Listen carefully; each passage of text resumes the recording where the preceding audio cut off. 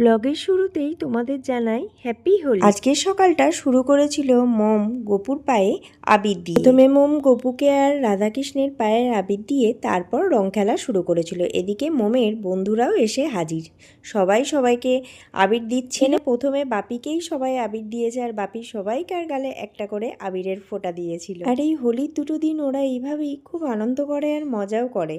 সব বাচ্চারাই বড়দের পায়ে আবির দিয়ে তারপর আবির খেলা স্টার্ট করেছিল।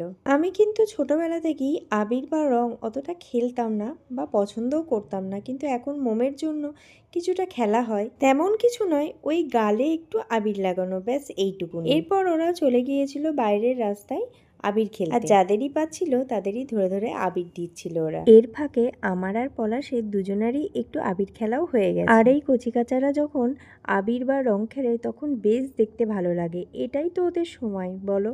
তাই এরই মাঝে যতটা পারবে ওরা আনন্দ মজা সব কিছু করে নি। আনন্দ করার, আবির খেলার, রং খেলার, তারপর সবাই কে কোথায় পড়াশুনোতে চলে যাবে, তখন আর তাদের মধ্যে দেখাও হবে না। এরপর মোম এসেছিল আঙ্কেল আর আন্টিকে আবির দেওয়ার জন্য। তো যাই হোক, যদি ভিডিওটা ভালো লাগে লাইক কমেন্ট শেয়ার করো। বা এটা